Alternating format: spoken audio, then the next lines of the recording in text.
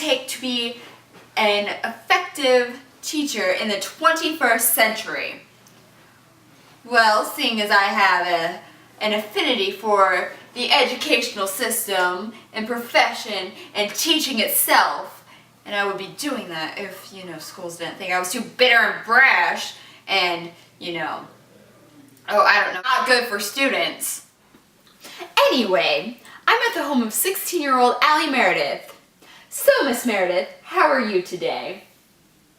I'm fine. Miss Meredith, describe your educational experiences for me. Okay, well, school is stupid and no one understands me or who I am or what I do or anything, and no one gets my choices. I'm a loner. I wish I didn't have to go to school, and I feel like most people feel the same way there too. Like, nobody wants to be there. Nobody wants to be at school. Why do we even have to go? I see. Is there any particular teacher that stands out to you? Not really. I mean, I guess there's one. This English teacher. He saw me for me and not really like who I appear to be. He saw me as a smart girl who gets a little emotional sometimes and thinks the world revolves around her, even though it might not. I guess I'm still trying to figure some things out or something, I guess. Would you say that he was an effective teacher of the 21st century? Yeah, I guess so. Sure, why not? What was his role as an effective teacher? I don't know. He would ask a lot of questions and, give us a lot of room to, talk about things and lots of class discussion. And he would give everyone an equal opportunity to speak. He would teach us and help us to learn and all that, but it never felt like he knew everything. Like, it always kind of felt like he had room to learn himself, right? Yeah. Like, he never gave off the impression that he was better than us or like he knew everything that there was to know. Interesting. What kind of environment is most effective?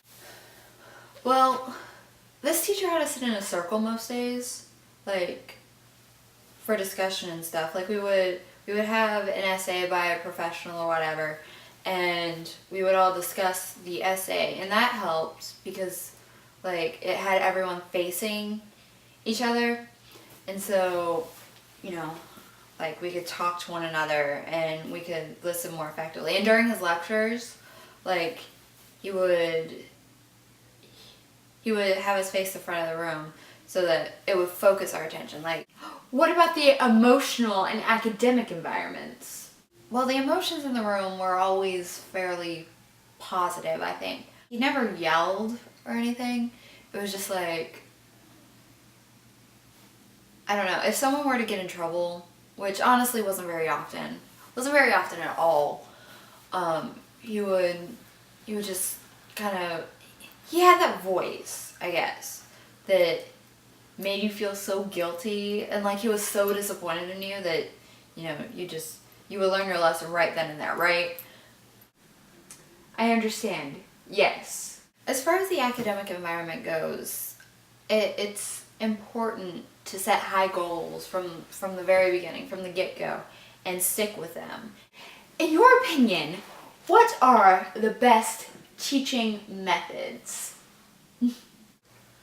I guess this teacher was really good at starting discussions and keeping them going when, they started to fade. He treated me like a person, and to me that's very important to me. It was like he was my mentor and my sort of guide throughout that class, and I really appreciated him for that. This was because, like, he wasn't fake, and I think being genuine is most important to being a teacher. Like, I mean, if you're not genuine, then no one wants to pay attention to you. No one cares. And, you know, us kids, we're smarter than that. Like, we can see right through that. He also was he met each student on his or her individual level. Like, and I guess that means that good teachers should be flexible, right? Yeah. How should effective teachers approach curriculum? Curriculum, and the best way to approach it is just to keep the students in mind, you know, and, you know, go at their pace instead of going at a curriculum's pace. And it shouldn't, the curriculum, I guess, shouldn't get so boring and whatever that a student just stops paying attention and doesn't listen to you anymore. I agree with that. All right, last question. How should teachers address diversity issues? Well, I guess I know from like personal experience and everything that, you know, all students want to be treated equally, but at the same time, like, they want their differences noticed and acknowledged. But I guess the best way to connect with students is actually listening to them and trying to connect with them. Thank you so much for being here and being a part of this interview. It means the world to me. But you know what would mean even more to me? Actually teaching!